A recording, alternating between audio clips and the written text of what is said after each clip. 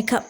இரவு நேர பிரதான செய்திகளின் ஊடாக நர்மதா சிறில். முதலில் தலைப்புச் செய்திகள். மோட்டார் வாகன போக்குவரத்து திணைக்களத்தில் புதிய பதவிக்கு நியமனம்.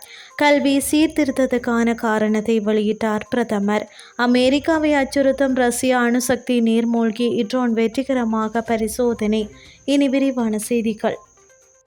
இலங்கையின் மோட்டார் வாகன போக்குவரத்து திணைக்களத்தின் புதிய மேலதிக ஆணையாளர் நாயகமாக KPN தாரக நிரோஷன் தேவப்பிரியா நியமிக்கப்பட்டுள்ளார்.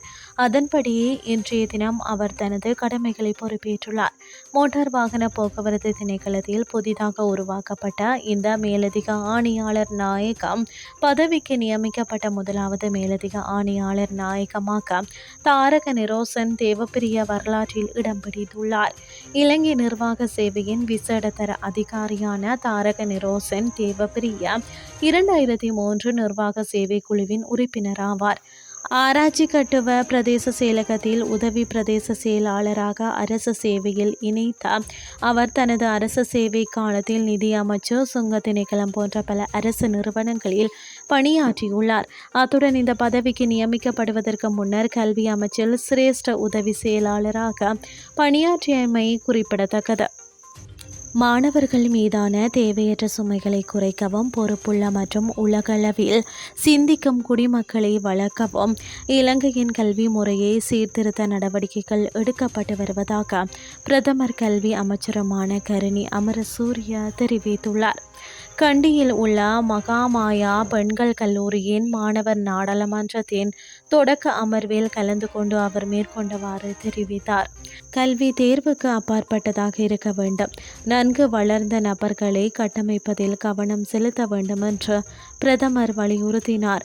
சட்டத்தை நிலைநிறுத்துவதன் முக்கியத்துவத்தை துணை சபாநாயகர் கலாநிதி சாலிக் எடுத்துரைத்தார். சட்டத்தை மதிக்கும் குடிமக்கள் மட்டுமே உண்மையான சட்டமியற்றுபவர்களாக மாற முடியும் என்பதை மாணவர்களுக்கு நினைவூட்டினார். வெளிநாட்டு செய்திகள். அணுசக்தியை பயன்படுத்தி நீண்ட தூரம் செல்லும் நீர்மூழ்கி ட்ரோனை வெற்றிகரமாக பரிசோதித்துள்ளதாக ரஷ்யா அறிவித்துள்ளது. கடந்த வாரம் அணுசக்தியில் இயங்கும் வரம்பில்லா தூரம் செல்லும் தனித்துவமான புரேவெஸ்ட்னிக் ரக இக்ரோஸ் ஏவுகணையை ரஷ்யா வெற்றிகரமாக சோதித்த நிலையில் மேற்கண்ட அறிவிப்பு வெளியாகியுள்ளது. இது தொடர்பாக ரஷ்ய ஜனாதிபதி விளாடிமிர் புடின் நேற்று புதன்கிழமை தெரிவிக்கையில், அணுசக்தி மூலம் தனியாங்கி முறையில் இயங்கும் ஆளில்லா நீர்மூழ்கி வாகனமான பொசைடன் வெற்றிகரமாக சோதிக்கப்பட்டது. இந்த நீர்மூழ்கி ட்ரோன் ரஷ்யாவின் மிகவும் மேம்பட்ட பொலிஸ்டிக் ஏவுகணையை விட மிகவும் சக்தி வாய்ந்தது. பெரிய நீர்மூழ்கி கப்பலில் இருந்து ஏவப்பட்ட பொசைடன் நீர்மூழ்கி ட்ரோனில் சாதாரண அணு உலையை போல் 100 மடங்கு சிறிய அணுசக்தி என்ஜின் பொருத்தப்பட்டுள்ளது என்றார். ரஷ்யாவின் இந்த அறிவிப்பு அமெரிக்கா உள்ளிட்ட மேற்கத்திய நாடுகளுக்கு ரஷ்யாவுடனான பதற்றத்தை அதிகரிக்க செய்யும் என்று கூறப்படுகிறது. இத்துடன் செய்திகள் யாவும் நிறைவடைகின்றது. அடுத்து காலை 8:30 எதிர்பாருங்கள். நன்றி.